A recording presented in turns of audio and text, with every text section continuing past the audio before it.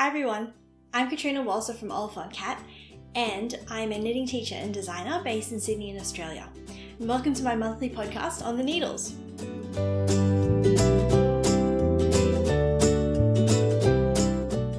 So before we begin, in the spirit of reconciliation, I'd like to acknowledge the traditional custodians of the land on which I stand, the Darug people. I pay my respects to their elders, past and present, and extend that respect to all Aboriginal and Torres Strait Islander people today. So today it's the 30th of November. I usually film these at the beginning of the month, but it just seemed like a good time to film today. And so I'm going to just go over what I did throughout November. Now, there are going to be links to everything I talk about below. Aside from all the patterns and the yarns and things that I chat about, I've also got links to my Instagram and my newsletter sign up, and also to my Ko-fi account where you can buy me a coffee if you feel like sponsoring my caffeine addiction, which is basically what runs the podcast. So that would be much appreciated if you feel like doing that. But I've got a lot to get into actually. There's not a lot of projects, but there's a lot to talk about them. So I figure we'll just get into it. So the first section of my podcast is always on the needles, which is where I talk about my whips and my FOs.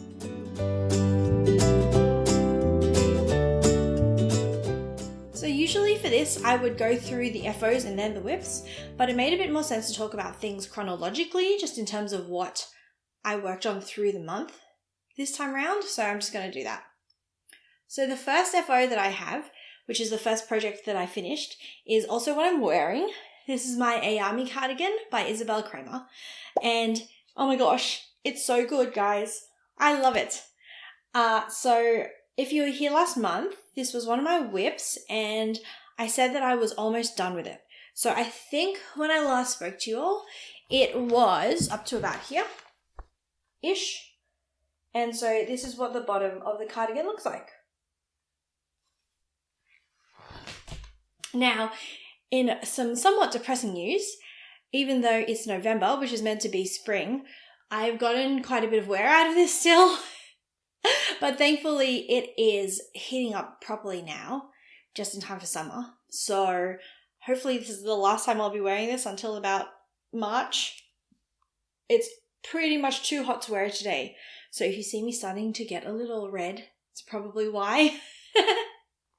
But it was too good an opportunity not to wear it. So I actually only just blocked this last night and it dried during the day. I am really liking how it worked out blocked. I was a bit worried that it would stretch out, but the fit and the sizes ended up being perfect. So in terms of modifications and things, last month in my podcast, I went over two main mods that I did. So for one, this yarn is actually 8-ply, not 10-ply like the pattern suggests. So it is Glenhaven Knits, who are an Australian dyer. I think they're somewhere here in New South Wales, which is really cool. It's their merino silk blend in 8-ply. It's just this gorgeous shiny blue and I really love it. And so because I did an 8-ply yarn instead of a 10-ply, I had to mess around a little bit with the needle size and the gauge. So I ended up making something between a size 2 and a size 3. Basically, I started with a size 3 and then I adjusted some of the stitch counts. So if you're interested in all of those details, just go check out last month's podcast episode because I go over them there. So the final modification that I made was that I changed the needle size for the bottom. So I'll show you this one more time. So it has this cabling detail down here and then it ends in ribbing. So when I first finished the jumper, I did what the pattern suggested and I did this cable in the main needle size, which for me was a 4.5mm needle. And then I did the bottom ribbing in a 4mm needle, which is one size smaller, which is actually the size that I had done the cuffs and this top ribbing in. Because the bottom is all cables and then it ends in ribbing, it actually made the whole jumper sort of cinch in at the bottom in a way that I didn't really like, especially since it was around my hips. It made it all a little bit too tight. I also, when I initially finished this, had quite a bit of yarn left.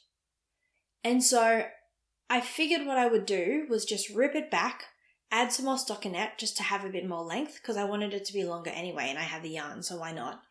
And then also I went up a needle size in the cable and then stayed on the main needle size for the ribbing instead of going down to like the ribbing size. So essentially what ended up happening is that this ribbing up here is all 4mm. The main yoke and the stockinette is all 4.5mm. And then the bottom cable is a 5mm and the bottom ribbing is a 4.5mm.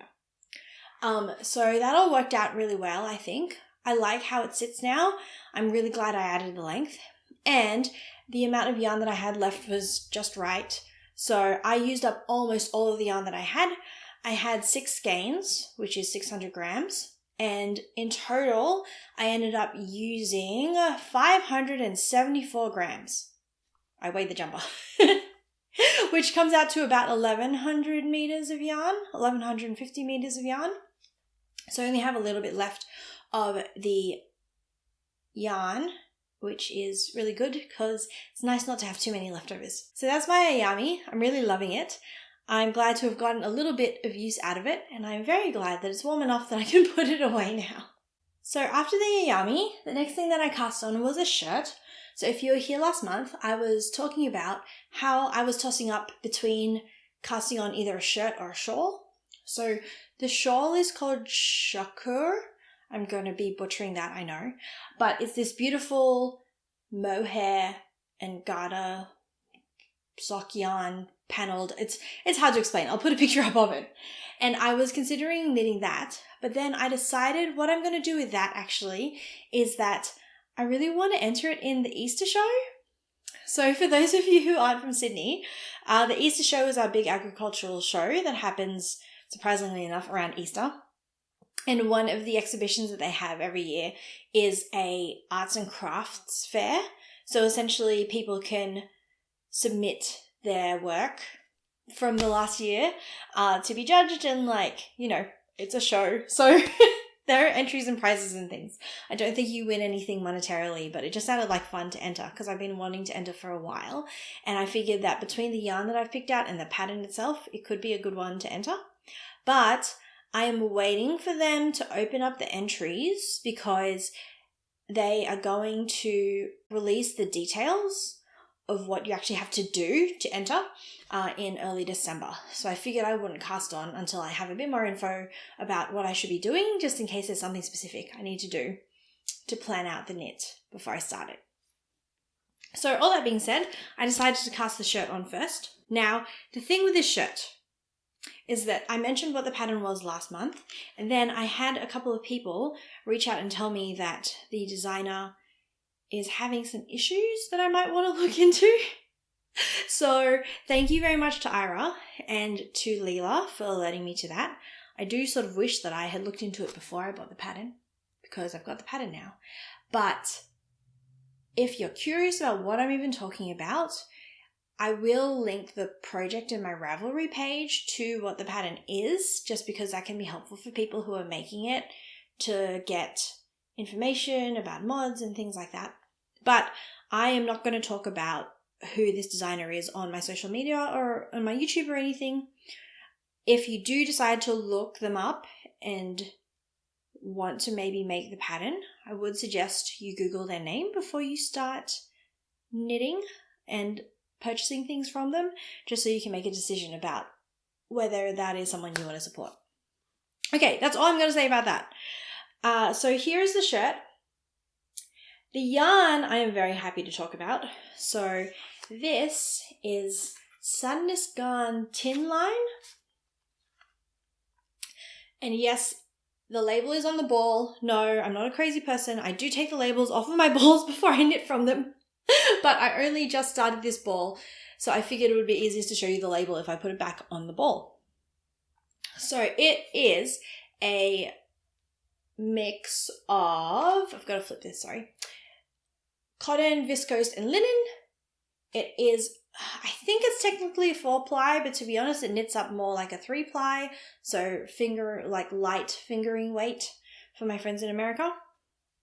And it's making this gorgeous material, but to be honest, I'm not enjoying knitting with it that much. I don't know why. There's something about it that's just it's quite splitty. So it's made up of 3 very different plies, and they just don't flow on my needles as much as I would like them to. So I'm really glad that I'm at the stockinette portion now, because I'm just going round and round in circles, and that makes it a bit easier. But the top of the shirt is knit flat, and purling wasn't the most fun. So this took me a little bit longer to get through than I would have liked. But it's getting there. Now, I will say I did have some issues with the yarn in that the gauge is really weird, and it's not the yarn's fault. It's just, I don't know, something about the way that I'm knitting it.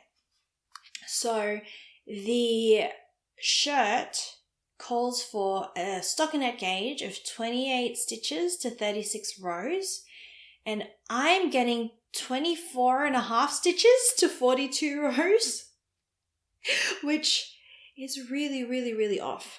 Now, one thing that I will say is that if you're ever in a situation where your stitch gauge is too big and your row gauge is too small, which is what is happening to me right now, the thing that can help is stretching it really hard vertically.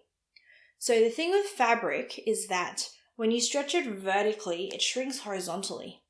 So that way it can even out the gauge, because right now I have too few stitches horizontally and too many rows vertically. So if you stretch it, that means you get less rows and more stitches. So I'm hoping that it'll even out like that. When I blocked my swatch, it did sort of even out more or less that way. So I'm planning on just stretching it pretty hard horizontally. Wait, vertically. Horizontally would just make it even worse. And we'll see how that goes. I am a little bit worried that it'll make the armholes too long, because I did try and calculate how much length I would need to get rid of from the armholes to compensate for the stretching that I'm planning on doing, but I don't know that I really did my maths properly. So I'm going to just do it and see how it pans out, and if it doesn't work out at the end of the day, it won't be too much of a problem to just seam some of the armhole shut. I've done it before in some of my other tops. So I'd rather it was too big and I can sew it shut as opposed to it being too small and having it be too tight. So I decided to just err on the side of caution and make it a bit longer than maybe it needed to be, and then I'll sew it later if I need to. The other thing that I was worried about a little bit with the yarn is that I didn't really buy a whole lot of it. I don't know what I was thinking, but I only bought 3 balls, which is 660 meters, and that's exactly enough to make the size 2 as recommended in the pattern. But my stitch gauge is so off that I am worried that the yardage will be really off as well. So I was trying to be a little bit skimpy with how long I made certain sections of the shirt, but this is the third of my 3 balls, and basically this first ball covered everything from the shoulders to the underarms, and then the second ball has been this much length here. So I'm hoping that when I add the third ball, that'll make it about this long, and then if I pull on it vertically, which I'm planning on doing, that should add enough length that I'll be happy with the top. So yeah, we'll see how that all pans out. It goes pretty quickly now that it's just sort of in the round. So hopefully I'll have this finished in the next week or so, and then I'll be able to wear it for the summer. So while I was making the top, I did get a little bored, like I was saying. The flat bits with the purling, they were just annoying me a little bit, and so I was itching just to add another project to the pile, just so I wasn't just working on this shirt, because I am usually a monogamous knitter, but sometimes you just need something to break up the monotony of a particular project. So I made a Christmas tree. Isn't it cute? So I've been itching to get into like Christmas spirit. I normally decorate my house on the first day of Advent, which this year was last Sunday, so at the end of November. And I just wanted to add a couple of things that were handmade this year. I do have some handmade decorations, but I just wanted to add some more. So this is the Stitchmas tree by the Sweater Collective, who is a designer. I think she's based in Melbourne, either Melbourne or Adelaide. Sorry, Jess, I've forgotten. But I will admit it's crochet. So for those of you who are not crocheters, feel free to skip ahead, but it is a crochet pattern and it was a lot of fun to make. It it crocheted up so quickly. So I think it took 3 or 4 hours. I had it done in an afternoon. Now, this pattern is meant to be worked on 8-ply yarn on a 3.5 millimeter hook, maybe a 3.75 millimeter hook. 3.5. Yeah, so it was meant to be on a 3.5 millimeter hook, but I don't crochet enough that I have an extensive crochet hook collection. I only have very few hooks and most of them are quite chunky. So I ended up using a 5 millimeter hook, so I doubled my yarn up because I did have 8-ply, but I just held it double so that it would be thicker. It did mean it ended up being quite big, so this is the smaller size in the pattern, and it is about 31 centimeters tall if you don't include the pom-pom. So the yarn is 8-ply Luxury from Bendigo Wool & Mills. It is part of my Christmas stash. So I have a Christmas stash of yarn because I made a bunch of stockings last year, and when you make a bunch of colorwork stockings, you end up with a lot of leftovers, especially when only a little bit of each color is used in the stocking, which was the case with these ones. So I just have a Christmas stash now. So I'm really liking it. It's super cute. My daughter thinks it's amazing because she keeps grabbing it and playing with it. She thinks it's a pillow, so she keeps giving it hugs. And it was just really fun to work up because the texture is really interesting. So for those of you who crochet a lot, this is probably, I don't know if this is just standard that crochet can be so different, but it still blows my mind how many different stitches and textures and things you can get from crocheted material, because it's just so different to knitting. So with this, what you do is that you crochet everything through the back loop, and then to add the leaves on, you crochet through the front loop of some of the stitches that you worked before, and you do it in a spiral. And the pattern is free, so I don't feel bad telling you all of that. So if you'd like to grab the pattern, I'll add a link to it below. So I think I'm going to make a couple more of these for friends and stuff. And given that I was holding the yarn double anyway, I have a couple of different shades of the green, so I might try playing with some different colors and seeing what it looks like holding 2 different colors together instead of just one solid color, because I think that'll add some really cool like marling effects to it. The other thing that I cast on while I was struggling through my top was this Christmassy pillow. So this is going to be a cushion cover, and it is also Christmas trees. Is that upside down? Whoops, it's upside down. So here's my Christmas tree pillow. And I made up this pattern quite a while ago now, actually. I was messing around trying to make some mosaic charts, basically. And I wanted to draw out some Christmas trees because it was a design that was meant to be for a Christmas edition of a magazine. The submission didn't get accepted, which is totally fine. That's just how designing goes sometimes. But I've just had this chart up my sleeve for a really long time, so I figured I would do something with it. So I really like how it's turned out. Now, When I initially bought the yarn to make this, because I have really had this pattern in mind for a long time, I thought that I wanted it just to be all green with like a single strip of the Christmas trees just down at the bottom of the pillow. And so because of that, when I bought the yarn, I bought lots of the green, but only one ball of white. So this is Heirloom Merino Magic Chunky, which is a commercial yarn that you can just buy in Lincraft or Spotlight, and I really enjoy it. It is 100% merino, and it's chunky wool, so it works up really quickly, and yeah, there's not really much to complain about it.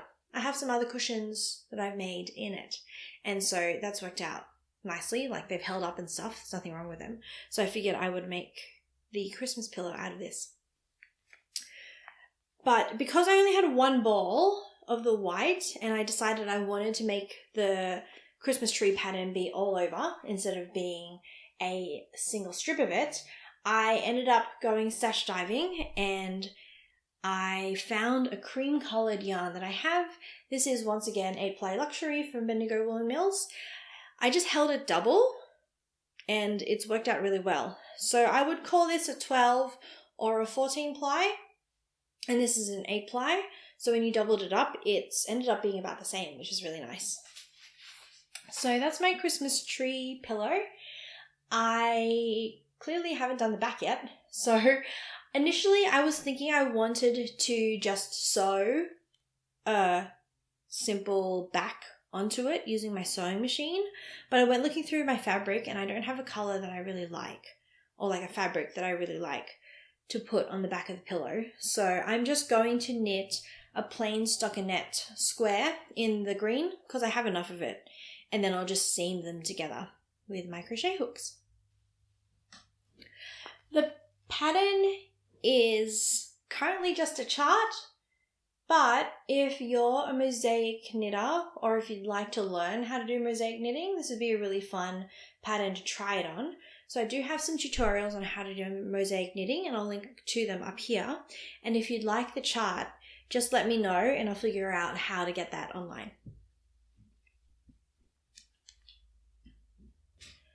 So I have 2 more things to tell you about. They feel like cheating a little bit, but let's just talk about them anyway. So first off, I have an update on Wes's jumper. If you weren't here last month, I'd suggest going back and watching that really quickly just to have some idea of what I'm talking about. But the sort of TLDR is that I am making a jumper for my husband, and it's going to be a really long process. So I figured I would just give you updates every month on how it's going, because this is the most thought that I've put into a finished object for quite a while. And so I figured it'd be interesting to just keep you up to date about where it's at. So I did finally order the yarn. Thank you to everyone who made suggestions. I was very tempted by the Derurum yarn that someone suggested, mostly because it is worsted spun. Is it worsted spun or woolen spun? Shoot, I forget. Whichever one is lighter weight. And given that this is going to be a big cable jumper, I figured that lighter weight would be good. But that ended up being a little bit too pricey than I could stomach still. The other suggestion that I got was the Northampton from Valley Yarns. So thank you to whoever suggested that. I was very tempted, but the thing that it came down to in the end was the colour choice. So I ended up buying the Knit Picks Wool of the Andes worsted, which is 10 ply.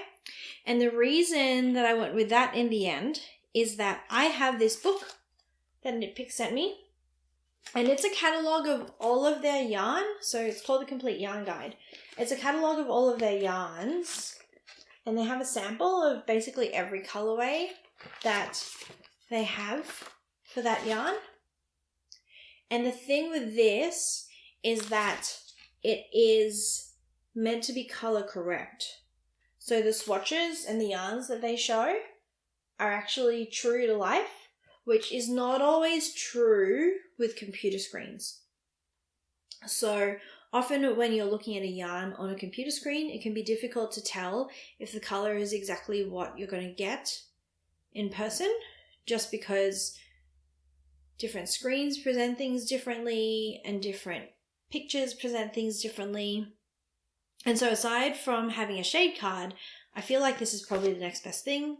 So I ended up going with this. Well, not this. I ended up going with the Wool of the Andes just because I know what color that I'm getting exactly. So Knitpick sent me this book because I'm a designer with them, but I'm pretty sure you can buy it. So if you're someone who buys a lot of Knitpick's yarn, I would suggest getting it because it's just handy to have as a reference, just so you know what colors you're going to get when they show up in the mail and you don't get a unwelcome surprise. So all that being said, the color that I've gone with, that Wes chose, is this Persimmon Heather right here. It's this nice sort of rusty orange, and he is hopefully going to love it. Fingers crossed. So they sent me a notification that it's shipped already, which is quite exciting. Don't know how long it's going to take to get here, but once it's here, I'll probably start doing some swatches, so hopefully I'll have those to show you next month. The other FO that I have to talk about this month is a design that's been released. So I made this back in April and it's just gotten released now. So this is a shawl called Trigonometric. And the reason it's called that is that it's because it's a big triangle. And also, I kid you not, I did a bunch of trigonometry to figure out how to design this thing. So here's my little notebook. There are triangles, and I had to remind myself what sine and cos meant. I haven't done this sort of geometry since I was in year 11, but I will say that I'm the sort of designer who likes maths more than knitting. And maybe not more than. I like maths more than frogging. So if you've ever been thinking about designing, don't get scared off by me doing things like this, because I just know that I can do this and it saves me from having to frog stuff a lot. But there are a lot of people who just design on the needles. They just knit and see how things work out. And then if it doesn't work out, they frog back a bit and redo it and stuff like that. And that's also a very valid way of designing. It's what a lot of people do. So if you ever see someone doing something like this, don't get scared off by the fact that they're doing it. It doesn't mean you have to know how to do that to design stuff. This is just where I'm more comfortable. So that's what I do. So all that being said, even after doing all of this maths, I did have to frog this shawl quite a bit because I had some issues with how much yarn I had and what size it ended up being and things like that, and the angles of stuff. Because this shawl, and hopefully I have a picture of it laying out, but it's really cool. I'm very proud of it. It is a strip of brioche that runs up this way, and then the rest of the shawl is a triangle of brioche that runs horizontally. So you end up with these really strong lines that are running in different directions. And I'm just really, really proud of it. It is beautiful. It came out beautifully because it's not anything to do with me. I made what is essentially a very simple shawl at the end of the day. But most of why I did it was because I wanted to highlight the yarn. So this is 8-ply Polworth. Polworth. Why can't I say that word? Anyway, the base is an 8-ply Polworth from By Corolla Down Under. And if you haven't seen Erica's work before, you should definitely look her up. I will obviously link everything below because her yarn is beautiful. Like really, really gorgeous. And she dyes everything from natural dyes. So she has these gorgeous, gorgeous neutral tones. And mine ended up being this caramel color that I think was dyed from eucalyptus bark. And I will talk more about this when I get the sample back to actually show you. But I just wanted to make sure I spoke about it today for two reasons. One, the pattern is out now. So it's been released in Making Magazine's annual gifts edition, which is a digital download. So it's not an actual magazine, it's an ebook basically, and you can grab it now. It has about 3 or 4 knitting patterns and then a bunch of sewing patterns. And as someone who's just started sewing again and obviously likes knitting, I'm very excited to make some of the projects in this magazine. And you can grab a copy of it, and it's digital, so you'll get it straight away. And Erica is also releasing kits for the shawl. She's got 8 different colors, and they are gorgeous. The speckly one is especially tempting to go grab. I probably shouldn't make another one of these shawls, but I'm so excited to get it back because I really want to have it for the winter because it's so snuggly. Oh my gosh, I can't even explain. And it's a really good intro to brioche if you haven't done brioche before, because it's just single color brioche, and that is basically the equivalent of garter stitch in brioche terms. So it's super easy, really simple shaping, and it looks really great, and I'm just really, really proud of the shawl. So if you'd like to grab a copy, or if you'd like to grab some of the yarn, just go take a look at the links down below. Well, the one thing I will say is that the magazine were being a little conservative with the yardage because I ended up using more than 400 grams because I think the skeins that I had were a bit bigger than 100 grams. So they ended up suggesting that you use 500 grams or 5 skeins of the yarn. But the kits Erica's putting together are 4 skeins because they're a bit more affordable that way. And she made her sample with 4 skeins and it worked out fine. So if you are wanting to go buy the yarn, you will have enough yarn in the kit that you buy to make the shawl, even though it will sound like you don't based on the pattern. You might have to unravel your swatch just to make sure you have enough, but it should be fine. So yeah, go grab that if you would like a nice snuggly shawl. Okay, the next section that I have is Off the Needles, which is where I talk about some stuff that's going on in my life, sometimes knitting related, sometimes not. Today it's a little bit of both.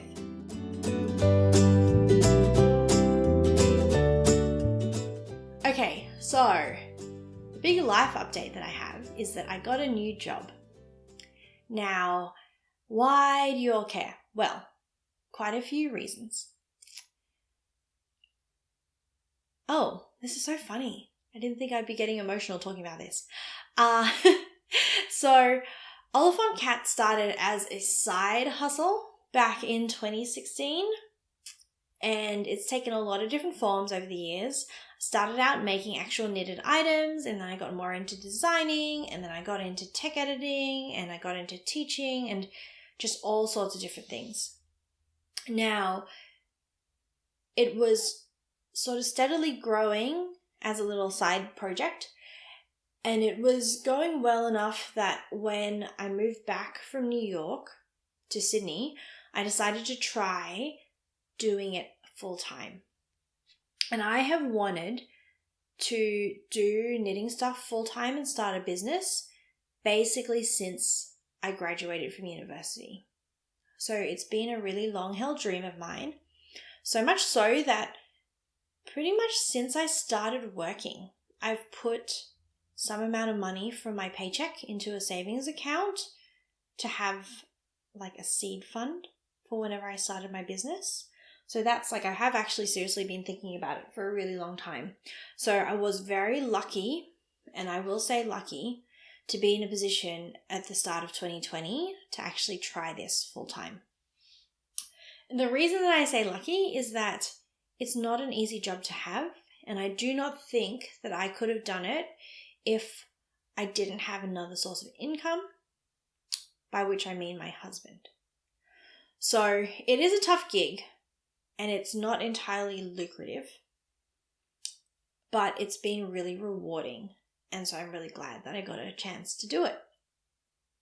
So if you are interested in any of the like business side of this, or if you're interested in hearing what the just overall journey of running a business for the last 2 years through a global pandemic has been, then do let me know, because I'm thinking about either writing a long form blog post or making a video just about my experiences running a knitting business, just because I think it'll be interesting.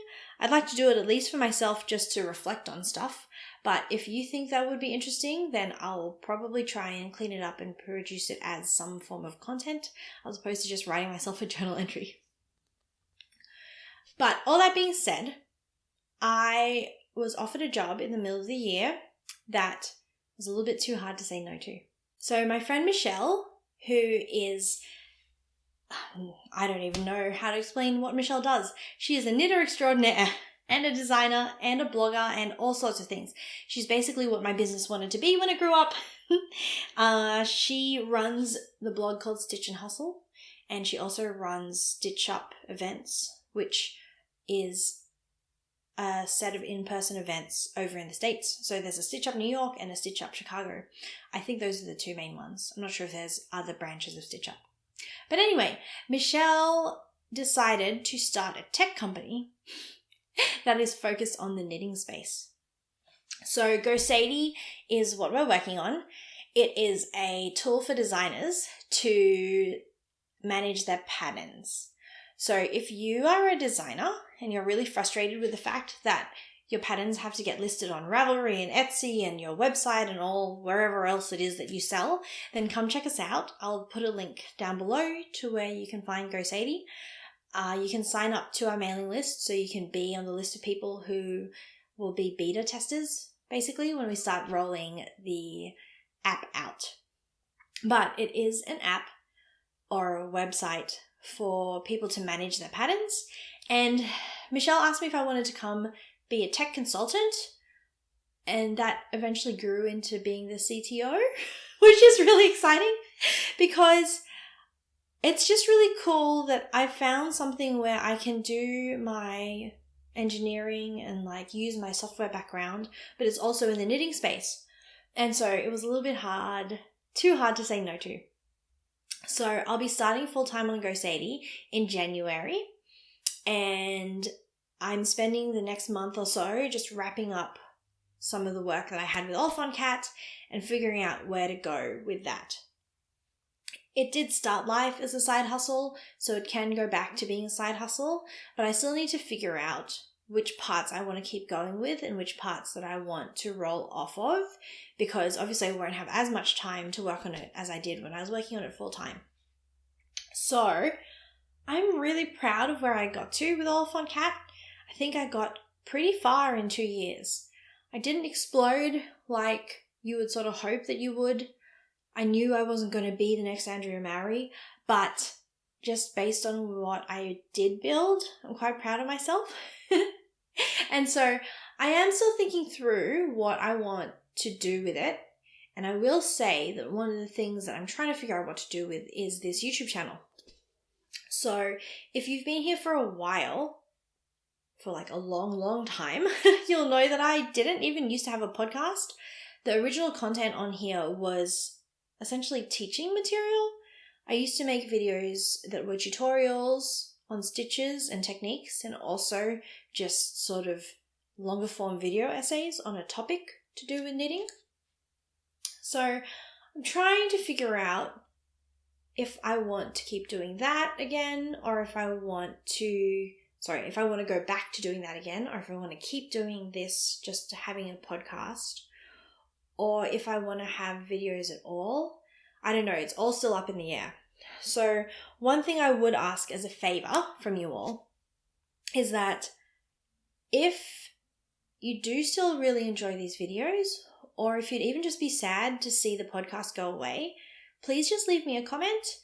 You don't have to say anything lovely. It doesn't have to be like anything flowery. Literally, if you just say, "Hi, I'm here," I would very much appreciate it, just because I'm still trying to get a feel for what is worth keeping on doing. And I do really enjoy filming these videos, but they do take a lot of time. And so having just a bit of feedback around the fact that people are still watching would be really helpful, just so I know how to prioritize what to do with my time for Oliphant. And if you do want to leave a longer form comment, I would really, really love it. The thing that I'm mostly trying to figure out at the moment is what sort of videos I should keep making.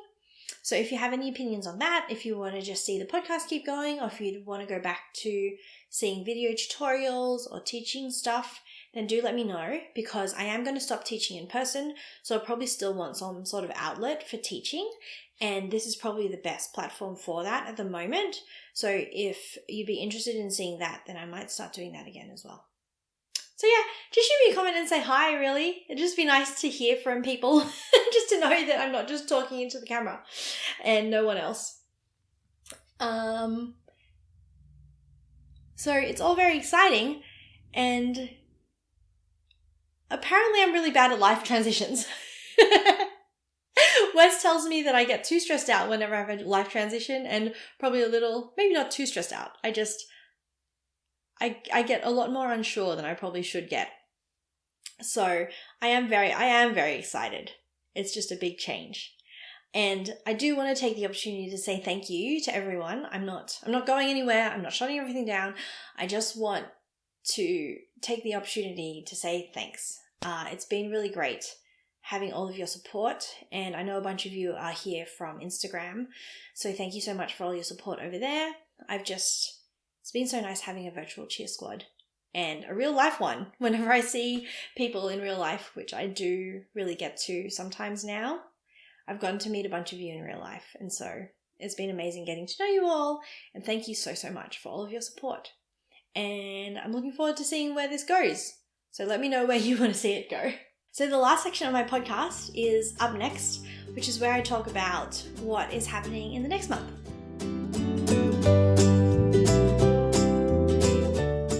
So it's December already. Well, tomorrow it'll be December already. And that usually means Christmas around here. I love Christmas. I love Christmas so much. Christmas is my favorite time of year. And so it's not Christmas yet. It's not Christmas till the end of the month. I'm trying to be really good about not burning myself out on Christmas before Christmas. I know there have been some years where I do so much Christmas stuff before the actual day that it makes Christmas itself not feel as special. So I'm trying to sort of slow my roll and just do Advent-y things before that. So, all that being said, I am going to decorate. Our tree is coming on Saturday, and I've dragged my feet a bit on decorating. I think mostly just because we don't have the tree yet. So hopefully we can do that over the weekend, and I'm hoping I'll finish my pillow and maybe make some more decorations. We'll see how we go. The other thing that I'd really like to do this month is do some charity knitting. I got really into charity knitting in March and April, and I haven't done much since. And so I'm hoping to do some this month, especially. I think that'll feel nice and Christmassy as well, because it's nice to think of other people doing Christmas too. In terms of projects, I will cast on the mohair shawl whenever I get the details from the Easter show. But the next thing that I do have in my queue is definitely going to be a gumnut tee, which is a pattern by Mindful Making, who is, her name's Jane. She is a wonderful designer from Sydney. I'm lucky to call her my friend and also one of my tech editing clients. We're in a knitting group together, and also, yeah, she's just a lovely human being. So the gumnut tee is a pattern that she designed a couple of months ago that I tech edited for her, and since she published it, I've been wanting to make it. So I very carefully copied her color scheme because I really liked her colors. So, I almost threw my yarn at my microphone. Let's try that again. Okay, so here we go. This is what I've got, and I will talk more about this whenever I cast on, but this is some hand-dyed yarn that I got in the States, and I'm very excited to cast it on. My battery is about to die on my camera, so I'm going to have to rush through this. The last thing that I do have up on the cards for December is I'm going to make a Everything I Knit in 2022 video like I did last year, because that was a lot of fun. So keep an eye out for that. It should be posted at the end of December, and then I'll have a normal podcast episode at the start of January. So other than that, have a very happy holiday season, whatever it is you celebrate, especially if it's Christmas. Have a Merry Christmas and a Happy New Year and everything. And if you are new here, welcome. Sorry it's taken me 40 minutes to say that. But if you would like to make sure you see updates and you don't miss the Everything I Knit video, then you can subscribe to the channel using this button right here. And if you would like to catch up on the podcast up until this point, then there's a playlist of all the episodes right here. And other than that, I've been Katrina Walser from Oliphant Cat, and I'll see you next month. Happy knitting!